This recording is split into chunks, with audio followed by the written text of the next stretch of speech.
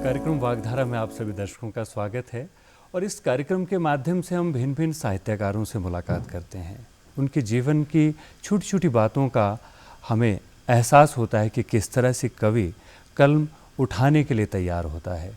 कभी वेदना होती है, कभी उत्कर्ष होता है, कभी हर्ष होता है। उसी हर्षानुसार और उसी वेदना अनुसार वो अपने साहित्य को सृजित करता है और तमाम इन साहित्यकारों से हम जीवन के जो भिन्न भिन्न रंग हैं उनको अनुभूत करने की कोशिश करते हैं। आज के इस कार्यक्रम का विषय है प्रेम एक स्लेटी आसमान, और इस विषय पर पूर्णतः बात करने के लिए आज हमारे साथ हैं प्रवक्ता दीप्ति सारस्वत, जो कि एक कवित्री कहानीकार हैं। आपका बहुत बहुत स्वागत है इस कार्यक्रम में। धन्यवाद सर। मूलतः आपका जन्म स्थान बताएं तो हिमाचल प्रदेश कुल्लू बंजार में आपका जन्म हुआ, लेकिन आपके माता पिता बेसिकली जो हैं वो अलीगढ़ यूपी से ताल्लुक़ रखते थे और वहीं से वो संबंध रखा और आपकी जो शादी जो है वो यहीं रोहड़ू से हुई और पूर्णतः आपका जो यहाँ का जो काल है आप पूर्णतः हिमाचल से ही जुड़ी रहीं। यहीं पर आपने अब अपना ये जॉब भी प्रारंभ की। तो आपका इस कार्यक्रम में बहुत बहुत स्वागत है। जैसा आज का विषय है इस पर हम ज़रूर जाएंगे, बहुत तफसील से बात करेंगे, लेकिन सबसे पहले जानना चाहेंगे कि दीप्ति सारस्वत एक कवित्री के रूप में, एक कहानीकार के रूप में किस तरह से मुकाम आपने हासिल किया? मुकाम तो अभी भी हासिल नहीं किया है, एक यात्रा है जो चल रही है। हाँ, इस रास्ते पे हम अब चलना शुरू हो चुके हैं। असल में लेखिका, कोई भी महिला जो होती है, सबसे पहले शादी के बाद घर गृहस्थी और बच्चे वही प्राथमिकता रहती है, लेकिन जीवन में कोई ना कोई मोड़ ऐसा ज़रूर आता है जो आपके अंदर परिवर्तन लाता है और आप में छुपी हुई जो प्रतिभा होती है वो किसी न किसी रूप में उजागर होती है। 2018 तक मुझे भी नहीं मालूम था मेरे अंदर आखिर प्रतिभा है क्या। हाँ, नौकरी कर रहे थे, घर गृहस्थी चला रहे थे, लेकिन प्रतिभा का अंदाज नहीं था। वर्ष 2017 में मेरे पिताजी गुजरे हैं और मेरे पिताजी खुद भी कविताएं लिखते थे। उनकी एक पुस्तक आई थी अंतर्गीत शीर्षक से, लेकिन वो गुमनाम कवि रहे, बहुत ही टैलेंटेड लेकिन गुमनाम कवि रहे। और उनके गुजर जाने के बाद मेरे अंदर जो परिवर्तन आया वो उनके रास्ते को अपनाने का था और उनके रास्ते को आगे बढ़ाने का था। उनके रास्ते पे आगे बढ़ने का एक जुनून था मेरे अंदर। तो पहले जो डायरियों में लिखा करते थे वो डायरी से निकल के फिर पुस्तक के रूप में आता है वर्ष 2018 में। और इसी तरह एक सफ़र शुरू हो जाता है कविता का।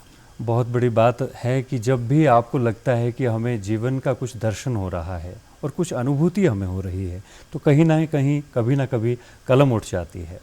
लेकिन 2018 से आपने बात की, 4 संग्रह आपके लगातार आए, जिसमें कि आपने कविताओं के ये जो संग्रह आपके सोचती हूँ, चलती फिरती खिड़की, धुंधली धूप, और फिर आपका ये जो जिस विषय पर आज हम बात करने वाले हैं प्रेम एक स्लेटी आसमान, फिर उसके बाद कुछ विराम लगा। कारण देखिए, असल में 2018 में जब पुस्तक आई, 2017 से 18 के बीच में मैं कविताएं लिख रही थी। जैसा कि मैंने आपको बताया कि मेरे पिताजी के गुजरने के बाद वो एक भाव प्रवाह शुरू हुआ जी।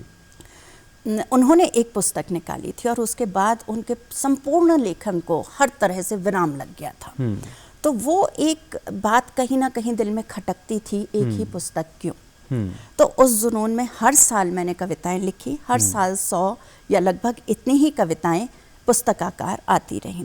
वर्ष 2018 में सोचती हूँ आती है, उसके बाद प्रेम एक स्लेटी आसमान तो चौथे नंबर की है, उसके बाद है चलती फिरती खिड़की, फिर धुंधली धूप आती है। तो ये लगातार आ रही है और 2021 में प्रेम एक स्लेटी आसमान आता है। ये 3 वर्षों के समय में भावनाओं में एक शुरुआत में जुनूनी बहाव था, फिर धीरे धीरे सीखने लगे, उसके बाद थोड़ा ठहराव इसलिए लिया क्योंकि जब लेखन के तौर पे, लेखक के तौर पे आपको पहचान मिलती है तो सिर्फ आप भावनाएं नहीं दुनिया को दिखा सकते, आप पे जिम्मेवारियां आना शुरू हो जाती हैं। लेखक के तौर पे आपको एक जिम्मेवार तरीके से व्यवहार करना पड़ता है और आपसे उम्मीदें होती हैं कि आप समाज के बारे में भी कुछ लिखेंगे, सिर्फ अपना ही अपने भाव प्रवाह में आप बहते नहीं रह सकते हैं।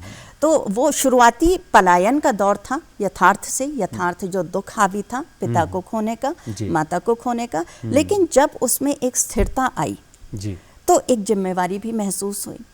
तो प्रेम एक स्लेटी आसमान तक पहुंचते पहुंचते सफ़र मिला, बहुत सारे साथी मिले, SR हरनोट जी मिले। तो इन्होंने जो एक जिम्मेवार लेखक की बात बताई कि किस तरह का होना चाहिए। और इस बीच क्या हुआ, जब ये अंतिम पुस्तक आ जाती है मेरी, प्रेम एक स्लेटी आसमान, अंतिम तो नहीं है, 2021 की आती है, तो इसमें धीरे धीरे कहानियों की तरफ भी अब क्योंकि संगत SR हरनोट जी की थी, बिल्कुल। तो अब कहानीकार, इतने बड़े कहानीकार देश के मिल रहे हैं, इंटरनेशनल फेम है वो, तो उनकी संगत में कहीं ना कहीं कहानी भी पल्लवित होने लगी थी। और दूसरे, मेरा बच्चा उस उम्र का था उस समय में कि जिसे कहानी सुना के सुलाना पड़ता था, तो कब तक वो दादी नानी की कहानियाँ सुनाते रहेंगे। तो वहाँ से थोड़ा थोड़ा कहानी लेखन की तरफ भी आई मैं। और ये जो थोड़ा शिफ्ट है, विधा का शिफ्ट है, इसमें थोड़ा विराम, थोड़ा चिंतन लेने के लिए, हालांकि अभी एक प्रकाशनाधीन है पुस्तक, प्याली भर जुगुप्सा शीर्षक से, वो आएगी और शायद इसी वर्ष आएगी। तो देखते हैं आगे लेखन किस धारा में। मेरे मन में एक प्रश्न आ रहा था कि मैं जानना चाह रहा था कि किस तरह से आप कविता से कहानी की ओर आई। वो आपने स्पष्ट कर दिया कि इस तरह से आप कहानी की तरफ आई।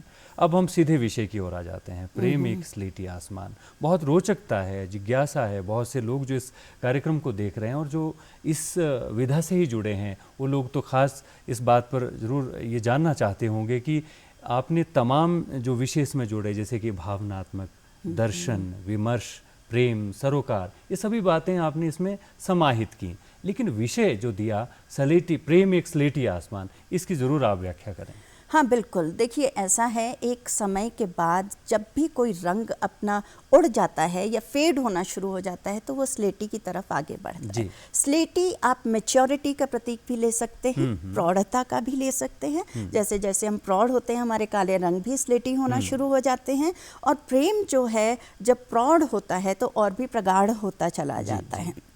देखने में थोड़ा डल रंग लग सकता है, थोड़ा फेडेड लग सकता है, लेकिन इसमें जो प्रगाढ़ता और जो मैच्योरिटी होती है वो हमें अध्यात्म की तरफ ले जाती है। तो आप इसे गुलाबी शुरुआत है, गुलाबी रंग प्रेम की, मैं जिस तरह से व्याख्यायित करना चाहूँगी रंग में, और स्लेटी होते होते वो अध्यात्म की तरफ, बेसिक प्रेम जो गुलाबी गुलाबी दुनिया दिखती है, हार्मोनल चेंजेस, किशोरावस्था का प्रेम जो होता है वो गुलाबी होता है। और धीरे धीरे जैसे जैसे हम मैच्योर होने लगते हैं, अध्यात्म की तरफ भी जाते हैं, तो वो स्लेटी और आसमान की तरफ, और कोई हम दुनिया की कल्पना करते हैं, तो उस तरह से फिर ये बिल्कुल हम प्रेम पर बात करेंगे। लेकिन एक प्रश्न फिर से दोबारा उमड़ रहा है।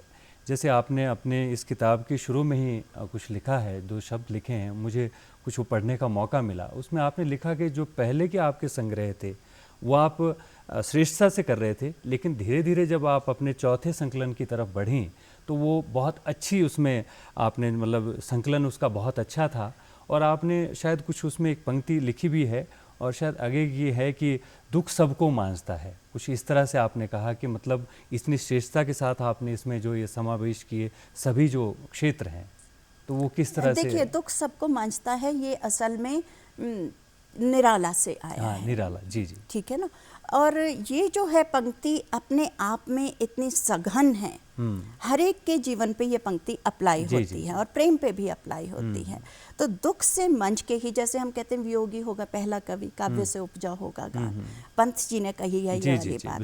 तो ये जो चीज़ें हैं, दुख और दर्द और पीड़ा, काव्य इसी से उपजा है। जब हम सरोकारों से संबंधित कविताएं लिखते हैं, जनवादी कविताएं आती हैं, हमारी जनवादी लेखन आता है, तो वो हम सबकी पीड़ा देख रहे हैं, जिस तरह बुद्ध ने सबकी पीड़ा देखी है, और उसी से काव्य उपजता है, उसी से गद्य और सारी विधाएं हैं साहित्य की। कोई कविता आप यहाँ पढ़कर बताना चाहेंगे, जो आप थोड़ी सी कविता जो आपके बहुत दिल के करीब है? जी अवश्य। क्योंकि कहीं ना कहीं आपकी कविताएं जो कि सब लोग पाठक इनकी काफ़ी सराहना करते हैं, तो हम भी चाहते हैं कि आज इस मंच के माध्यम से, इस कार्यक्रम के माध्यम से आप उस कविता को पेश करें। जी, मैं अपनी पसंदीदा कविता सुविधा प्रस्तुत करती हूँ और इसमें स्त्री विमर्श आता है। जी।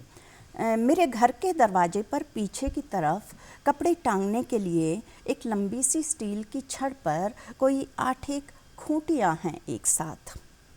आते जाते कोई भी उतरे कपड़े या इधर उधर बिखरे कपड़े और तौलिए बेफिक्री से टांग देता है खूंटियों पर। खूंटियाँ बनी रहती निर्विकार, कपड़े हों मैले उजले या तादाद में उनकी क्षमता से कहीं ज़्यादा परवाह नहीं, रखा नहीं गया कभी एक खूंटी पर एक ही कपड़ा। इसका दूसरा पक्ष देखिए। ताक पर कमरे की अष्टधातु से बनी अष्टभुजी देवी की प्रतिमा भी है रखी हुई, बिल्कुल उस स्टील की छड़ की ही तरह निर्विकार। आते जाते उस पर भी सब टांग देते हैं अपनी आस्तिकता, अपना विश्वास और उर्वर मन में उपजी मैली उजली गुप्त प्रकट मनोकामनाओं का भंडार। आस्तिकता से जीवंत देवी हैरान है, उसकी हैसियत इस घर में खूंटी से ज़्यादा कुछ नहीं। जो भी आता है बेधड़क अपना बिखराव लटका जाता है। वाह। तो ये एक कविता है जो सोचने पे मजबूर करती है। बिल्कुल। और ये अपनी जो मनोभाव हैं, जो स्पष्टता है, वो आपने जो महसूस करी उसको लिखने का और प्रकट करने की कोशिश की। अब वापस हम प्रेम पर आते हैं। प्रेम का जो जीवन में किस तरह से आप देखती हैं, और जब प्रेम की बात होती है बहुत से लोग मूक हो जाते हैं, क्या कहना चाहती हैं? देखिए, प्रेम एक ऐसा विषय है जिस पे बातचीत करने से लोग कतराते हैं, क्योंकि उसमें ऐसा लगता है कि कहीं हमारी पोल ना खुल जाए या कोई हमें गलत ना समझना शुरू कर दे। तो प्रेम पे जितना ज़्यादा लिखा गया, चाहे वो रीति काल था, चाहे भक्ति काल था, चाहे हम कृष्ण भक्ति के प्रेम की बात कर लें या मीरा के प्रेम की बात कर लें, मीरा कृष्ण और दोहे जो हैं, जो कबीर ने लिखे हैं, आध्यात्मिक दोहे हैं, वो सब खुल के बोलते हैं। लेकिन जब अपने जीवन में प्रेम की बात आती है तो सब मूक हो जाते हैं। उन्हें एक सामाजिक डर आ जाता है कि कहीं घर ना बिखरना शुरू हो जाए, कहीं समाज लांछन ना लगाना शुरू कर दें। और ये जो चीज़ है, मैंने देखा स्त्रियों में बहुत हावियों के सामने आती है। पुरुष एक बार को कह देंगे कि हाँ रंगीन है, बहुत रंगीन है, बहुत सरस लिखते हैं, लेकिन स्त्रियों पे जब ये बात आती है तो सीधे सीधे उनके चरित्र पे उंगली उठती है। मुझे ये लगा जब मैं हिमाचल में सबको पढ़ रही थी, आसपास देख रही थी, फेसबुक आजकल बहुत सशक्त माध्यम है, उस पर देख रही थी, मुझे लगा स्त्रियां बेचारी नशे पे लिख रही हैं, स्त्रियां प्रेम कर रही हैं तो देश प्रेम की बात कर रही हैं, नशा हटाओ टाइप के टॉपिक हैं, लिखना है लेकिन बहुत सतही लिख रहे हैं। वो नशा हटाने की भी बात हो रही है तो उस बच्चे तक या उस ज़रूरतमंद तक नहीं पहुंच पा रही है जहां पहुंचनी चाहिए। जबकि प्रेम ऐसी चीज़ है, आप अगर खुल के उसके बारे में बात करेंगे तो वो नन्हे बच्चे को भी छू जाएगी और किसी बहुत बुजुर्ग से बात करेंगे उसे भी छुएगी, वो भी उसके बारे में सुनना चाहेगा। तो इस विषय पर खुल के बात होनी चाहिए। लव शब्द को आज की जनरेशन और आज जितने खुले रूप में हम बोल पाते हैं, I love you, I love this book, I love coffee, लेकिन हर जगह लव शब्द आ रहा है। हमारी जनरेशन में किशोर बच्चे लव शब्द बोल दें, आई लव बुक, तो हम समझते ही नहीं थे। लव का एक ही मतलब समझा जाता था और किसी ने लव शब्द बोल दिया, लिख दिया तो तबाही मच जाती थी घर बाहर। मैं चाहती हूँ कि हमारा समाज इस खोल से बाहर निकले, खुल के चर्चा करे, क्योंकि प्रेम सबके जीवन में है, चाहे वो नन्हा बालक है, चाहे 80 वर्षीय पुरुष है, स्त्री पुरुष प्रेम भी है। बिल्कुल, प्रेम शब्द बोलते ही प्रेम उमड़ जाता है, और प्रेम किस तरह से आप परिभाषित करते हो वो आपने बखूबी समझाया भी है। लेकिन आजकल आपकी पंक्तियां बहुत चर्चा में हैं, प्रेम की सफलता प्रेम की विकलता में है, इस पर आप क्या कहेंगे? जी हाँ, बिल्कुल। देखिए, मन में भाव उमड़ते रहते हैं और जैसे ही उमड़ते हैं, हमारे पास सबसे सशक्त माध्यम फेसबुक है। दो पंक्तियां जहन में आई, फटाफट टाइप की और फेसबुक पे, जैसे हम सेल्फी खींचते हैं और खटाक से फेसबुक पे डाल देते हैं, वैसे ही आजकल कविता का चलन है। ये पंक्तियां आई, मेरे ख्याल में किसी कहानी में प्रयुक्त होंगी, कोई कहानी दिमाग में चल रही है और ये सब बीच में जब उमड़ता है तो छोटे छोटे क्लिप्स जो हैं वो हम पोस्ट कर देते हैं। अब ये चर्चा का विषय बन गया कि प्रेम में होना ही, नरेश गुर्जर हैं, समकालीन साहित्य में बहुत अच्छा स्थान रखते हैं कविता में, राजस्थान से हैं और दुबई में काम करते हैं। तो उन्होंने कहा कि प्रेम में होना अपने आप में सफलता है, तो इसमें विकलता की क्या बात है या इस तरह का। मुझे लगता है देखिए, व्याकुलता से जो है कई बार हम प्रेम में होते हैं, हमें पता ही नहीं होता। प्रेम की परिभाषा या प्रेम को समझने में हमें कई बार सारी उम्र निकल जाती है कि वो हार्मोनल प्रेम है, किशोरावस्था का प्रेम है, प्रौढ़ावस्था का प्रेम है तो है क्या, ये बड़ा शोध का विषय रहता है। सब अपने अपने लेवल पे शोध कर रहे होते हैं इस पे। मुझे लगता है जब आप प्रेम पे कुछ लिखते हैं, प्रेम पे कुछ लिखते हैं तो प्रेम जो है विकलता से उपजता है। चाहे आप घनानंद की बात कर लें, वो सुजान के प्रेम में थे, उन्होंने बहुत कुछ लिखा। कृष्ण के वियोग में भ्रमर गीत लिखा गया जब गोपियां उनके वियोग में थीं। तो प्रेम को महसूस ही विकलता से किया जा सकता है। बच्चों को कभी महसूस नहीं हो पाता कि उनके माँ बाप उनसे प्रेम करते हैं, लेकिन जब वो माँ बाप से दूर जाते हैं, जब माँ बाप के लिए व्याकुल होते हैं, तब उन्हें लगता है कि वो चीज़ जो है वो प्रेम है। इसी तरह से किशोर किशोरी प्रेम हो सकता है, स्त्री पुरुष प्रेम हो सकता है। तो विकलता का महसूस करने में, उस प्रेम को महसूस करने में बहुत बड़ा योगदान है, ऐसा मुझे लगता है। जी, आप एक अध्यापिका, एक कवित्री, आप एक गृहस्थी भी हैं, तो किस तरह से तालमेल बिठा लेती हैं? बहुत बिजी आपका शेड्यूल रहता है और आप लेखन कार्य भी करती हैं, इसके बारे में ज़रूर बताएं। जी, क्या कहें, तालमेल तो नहीं, कई बार घालमेल हो जाता है। जहाँ हमें अध्यापिका होना होता है वहाँ गृहस्थी याद कर रही होती है, बच्चे के फ़ोन कॉल्स आ रहे होते हैं। जहाँ घर में बच्चों को टाइम देना होता है, वहाँ कई बार स्कूल से कॉल्स आ रहे होते हैं, स्कूल के काम होते हैं। और एज गृहस्थ तो किसी तरह इसमें असल में परिवार का बहुत बड़ा योगदान रहता है। कोई भी स्त्री या कोई भी व्यक्ति, जैसे एक सफल पुरुष के पीछे स्त्री का हाथ होता है, वैसे ही सफल स्त्री के पीछे तमाम जो परिवार है उसका हाथ होता है। तो हाँ, उस घालमेल को तालमेल बनाने में परिवार का बड़ा योगदान होता है। वो अगर साथ देंगे तभी सब कुछ संभव है। वो अगर तनाव देंगे तो न लेखन होगा, न गृहस्थ होगा, न कामकाज होगा। बहुत बड़ी बात है।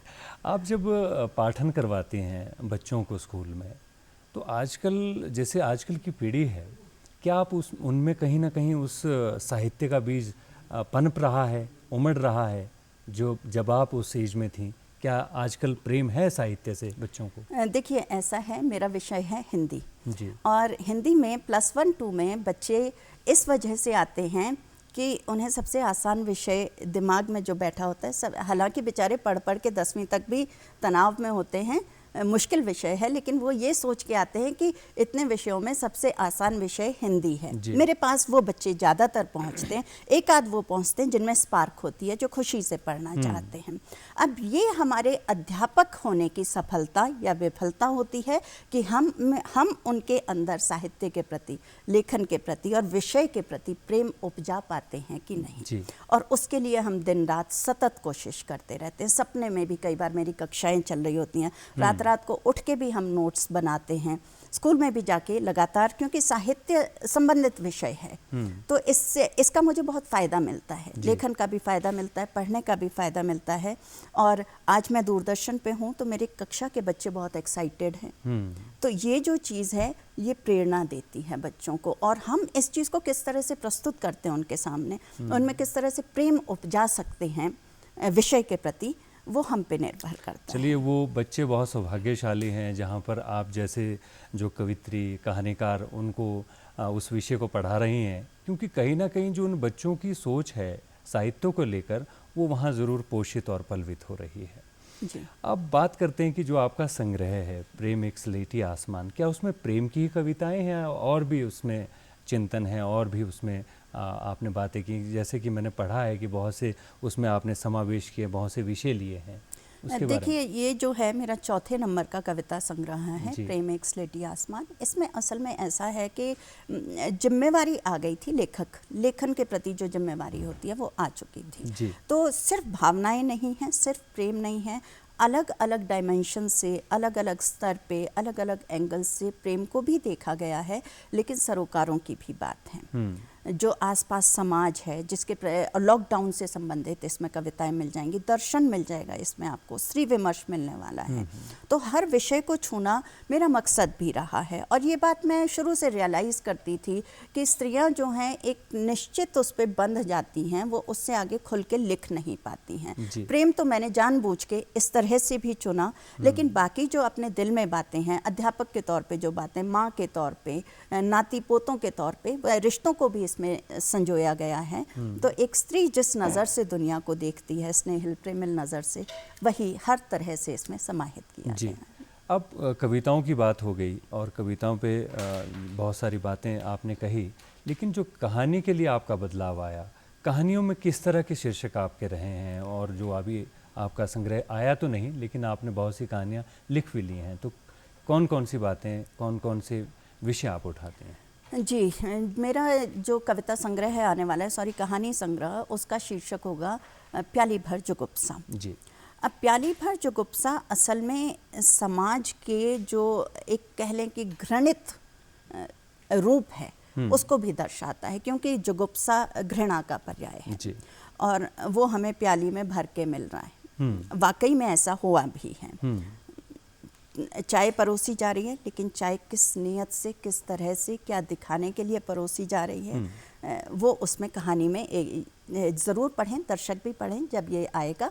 तो ये चीज़ है, इसमें जाति पाति आ रही है, इसमें समाज में किस तरह से स्त्रियों को मासिक धर्म के समय में ट्रीट किया जाता है, वो सब बातें आ रही हैं। और बाकी भी हिमाचल प्रदेश और प्रकृति एक दूसरे के पर्याय हैं। प्रकृति दर्शन मिलने वाला है इसमें, और सरोकार हैं हर तरह की। जिस तरह से काव्य में मेरी कोशिश रहती है कि हर तरह के विषयों का चुनाव किया जाए, वही बात कहानियों के साथ भी। अच्छा, अब अगर हम अगली कविता की बात करें और जो इसके बाद आप कविता यहाँ पाठन करना चाहें, वो ज़रूर बताएं, क्योंकि कविताओं का बहुत अच्छा आपका संग्रह, चौथा ये संग्रह है और इसमें बहुत सी बातें आपने जोड़ी हैं। वैसे अगर इसमें हम पूरे तरह से बात करें तो बहुत से विषय जैसे कि भावनात्मक हैं, दर्शन है, विमर्श हैं, प्रेम, सरोकार, तो कोई कविता ज़रूर आप। हाँ जी, बिल्कुल। मैं प्रेम और नंबर 3, तीसरी बार प्रेम शीर्षक से कविता इस संग्रह में आ रही हैं जी। और देखें इसमें प्रेम किस तरह से चित्रित किया गया है। इधर कड़क सर्दी में एक पहाड़ी पर बने अपने आलीशान बंगले की बालकनी की आराम कुर्सी पर बैठे, अखबार किनारे रख इत्मीनान से पहले कॉफ़ी से उठती भाप को उन्होंने सूंघा, गहरी सांस भर, फिर सलीके से बेआवाज़ पहला सिप लेने के बाद मुस्कुराकर हर बार की तरह किया ऐलान, आई लव कॉफ़ी। उधर उनके आंगन में ठंड में अकड़ चुकी उंगलियों के बीच कांच के ग्लास में मिली गर्म चाय से हाथ सेकते उसने भरी सुड़क सुड़क के चुस्कियां कई और कुल्हाड़ी हाथ में ले लग गया एक बार फिर से लकड़ियां फाड़ने। उसे नहीं मालूम चाहे प्रेम करने की चीज़ होती है कि नहीं, उसे बस ज़रूरत है उसकी। हाँ, ज़रूरत भर पैसे कमा लेने के बाद चाहे कभी लगती है अपनी आदत सी उसको। प्रेम पक्का ज़रूरत और आदत से काफ़ी आगे की चीज़ होती होगी। तो प्रेम को ही अलग अलग अंदाज़ों में चित्रित किया और सरोकारों से मिलाने की कोशिश की है। विमर्श की बात की आपने, तो स्त्री विमर्श पर भी ज़रूर कुछ कहें, क्योंकि ये एक बहुत ही महत्वपूर्ण विषय है। इस पर बहुत कुछ लिखा गया है, बहुत कुछ इसके बारे में लेख छपते हैं, लेकिन अगर आप भी इस पर कोई बात करें, क्योंकि आपका पर्टिकुलर ये विषय रहा है और इसमें आपने इसमें बहुत कुछ लिखा है, तो ज़रूर स्पष्ट करें। हाँ बिल्कुल, देखिए माँ जब शब्द आता है तो मैंने देखा हमारे समाज में ख़ास तौर से, इवन मेरा बेटा भी, आज तो मम्मा आपके हाथ के पराठे खाने हैं, माँ के हाथ का हलवा, माँ के हाथ के पराठे, ये जो चीज़ डायलॉग्स हैं ये बच्चों ने फिल्मों से सीखे हैं। ठीक है, फिल्मों में बहुत कि माँ के हाथ का गाजर का हलवा सबसे फेमस डायलॉग है फिल्मों का, और इतना महिमा मंडित कर दिया जाता है कई बार माँ को कि माँ होने के नाते मैं खुद को कहीं ना कहीं गिल्टी फील करने शुरू कर देती हूँ, एक अपराध बोध आ जाता है। तो एक इंसान के अंदर माँ होने की वजह से इस तरह का अपराध बोध भर जाना या भर दिया जाना, मुझे लगता है एक तरह से एक इंसान होने के नाते, क्योंकि आत्मा तो सबकी एक है, शरीर अलग अलग मिल गया तो बात अलग है, इच्छाएं सबकी एक सी होती हैं। तो इस पे एक पहली ही कहानी है, कहानी कविता में आजकल उलझन है, कहानियों पे काम चल रहा है, कविताएं लिखी हुई हैं तो मिक्सअप हो रहा है। तो एक कविता मैं बताती हूँ, माँ। न जाने क्यों माँ को इतना महिमा मंडित कर दिया जाता है कि जिनकी माँ थोड़ी भी कमतर होती है देवी से, देवी की काल्पनिक खूबियों से, उसको बच्चे बड़ा होते होते किसी गुनहगार की तरह देखने लगते हैं। न जाने क्यों माँ को इतना महिमा मंडित कर दिया जाता है कि जिनकी माँ थोड़ी भी कमतर होती है देवी की काल्पनिक खूबियों से, उसको बच्चे बड़ा होते होते किसी गुनहगार की तरह देखने लगते हैं। और जब वो गुजर जाती है जैसे तैसे जीवन को ढो लादे हुए कर्तव्यों की इतिश्री कर, तो दीवार पर टांग उसकी तस्वीर मनमानी खूबियाँ कल्पना में पिरो, उसी को देवी का दर्जा दे आत्मिक संतुष्टि पाते हैं। जब तक हमारी माँ थी तब तक हम कहते थे कि अरे ये नहीं हुआ, वो नहीं हुआ, हमारी माँ से तो उनकी माँ ज़्यादा अच्छी है, ये वो। और जब वो गुजर गई तो उनसे बेहतर कोई नहीं है, उनकी तस्वीर है, सब मतलब कुछ है। जब है हमारे पास तो फिर उसका कोई मूल्य नहीं है जी। और जब नहीं है तो फिर उसके लिए रोते हैं। बहुत बड़ी बात है, क्योंकि तभी तो एक साहित्यकार को, क्योंकि वो नब्ज़ पकड़ता है जो कि समाज में कहीं ना कहीं सेतु का काम कर रही है, और जब भी वो छिन्न भिन्न हो जाता है तो एकदम से हमारा कनेक्शन टूट जाता है। तो ये ज़रूर पूछना चाहेंगे कि जैसे आपको तालीम तो इसकी मुख्यतः घर से मिली, आपके घर के अंदर ही आपके दादाजी, जैसे आप कह रहे थे कि उनसे आपको इसका आधार मिला अपने साहित्य की ओर बढ़ने का। लेकिन जैसे जैसे जब आप आगे बढ़ी तो बहुत से लोगों को आपने पढ़ा होगा, तो जहाँ से आप ताल्लुक़ भी रखती हैं, मूलतः जो आपका स्थान है यूपी अलीगढ़, जहाँ के आपके माता पिता हैं, तो वहाँ की ज़ुबान, वहाँ का जो आपके अंदर जो खूबियाँ हैं बोलने का और पढ़ने का, ये सारा तरीका, इसको किस तरह से कहेंगे? क्योंकि दोनों स्टेट्स की बात जुड़ जाती है। हिमाचल में आप प्रेजेंटली रहती हैं, लेकिन आपके माता पिता वहाँ लखनऊ से ताल्लुक़ रखते हैं, तो किस तरह से देखती हैं ये यात्रा आप? देखिए, ये अनजाने आ जाता है। जहाँ तक तालीम की बात है, ये ऐसा फॉर्मल एजुकेशन जैसी कोई चीज़ नहीं होती।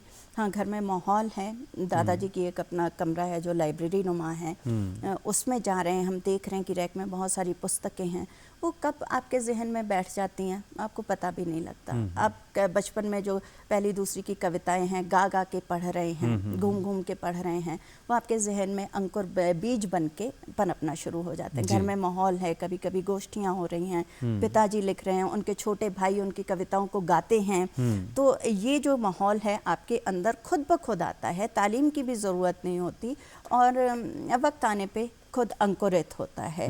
रही मेरे दादाजी गोपाल दत्त जी की बात, गोपाल दत्त सारस्वत जी की बात, तो नीरज जी हमारी ही कॉलोनी में अलीगढ़ में होते थे, टाइनी ट्रॉट नाम से उनका स्कूल था, तो शुरुआत में मुझे उस स्कूल में डाला गया था जी।